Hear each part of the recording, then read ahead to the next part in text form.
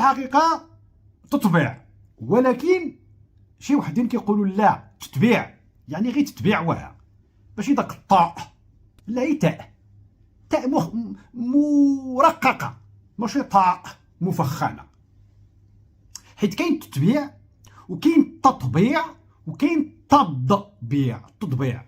ها يعني بنادم كيولي يعني ايوا فهمتوني.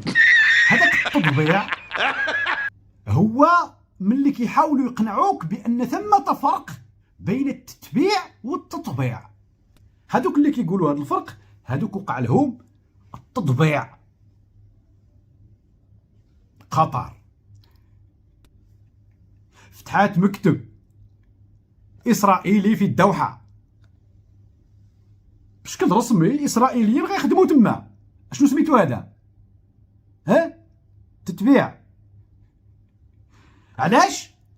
باش تسهل الاجراءات ديال رحلات ديال الاسرائيليين الى قطر لمتابعة كأس العالم. اما الفرق دماغنا ليه من الصبح وقرفنا يا عم انت؟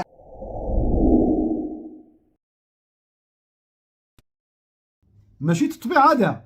ايه وانا سحب لي تطبيع والله العظيم الا حنايا ما كنفهموش بزاف والله العظيم. ايه بالله انا حمار يا اخواني، انا حمار. المونديال هو ليس بطولة قطرية، صحيح. وبطولة عالمية قطر تستضيفها، وبالتالي فإنها ملتزمة بضمن أو بموجب الاتفاق بأنها هي تستضيف هذه البطولة، بألا تحرم أي دولة وأي مواطنين من أي دولة لا تقيم معها علاقات دبلوماسية رسمية بالسماح لهم بالحضور إلى قطر والمشاركة بهذا المهرجان أو الكرنفال الدولي في كرة القدم، بغض النظر عن العلاقات الفردية لها كقطر. قطر دائما تعود وتكرر وتؤكد أنها هي لن تنضم إلى قطار التطبيع. موقفها من إسرائيل سيبقى رهن التقدم في العملية السلمية مع الفلسطينيين، وبما أن لا يوجد هناك أي تقدم حتى الآن في هذه القضية، فإن موقف قطر على ما يبدو لم يتغير. ايوه قلتش حاجه انا بقى، اسكت يا اخي، هو اللي بيقول. قطر ليست دولة مطبعة من بين الدول العربية والخليجية التي طبعت مع إسرائيل، لكن هناك من يقول أنه يمكن أن يكون هذا الاتفاق الخاص بوصول المشجعين الإسرائيليين إلى الدوحة بداية لتطبيع مستقبلي. ما رأيك؟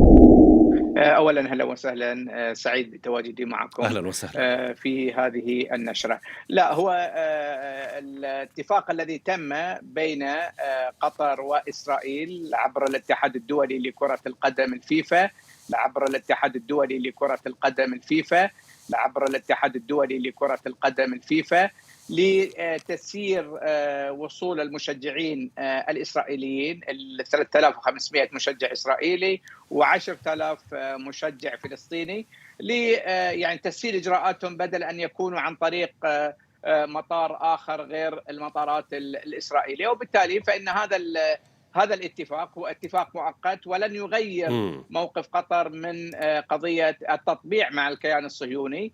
قطر ترفض مع شقيقاتها الخليجيات الكويت وعمان، وإن كانت هناك يعني تواصل لتوصيل يعني متطلبات الشعب الفلسطيني خصوصا في غزة أو في رام الله. وبالتالي فإن هذا كما جاء في تصريح المصدر القطري أنه لا يسيس ولا يمكن أن يغير في سياسة قطر تجاه التطبيع.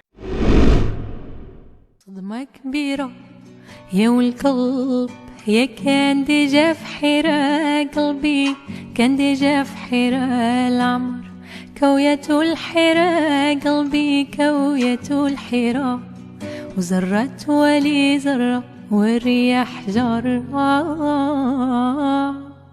هرسيانا، يا ما لقيتلوش بيرا كسري، ما لقيتلوش بيرا.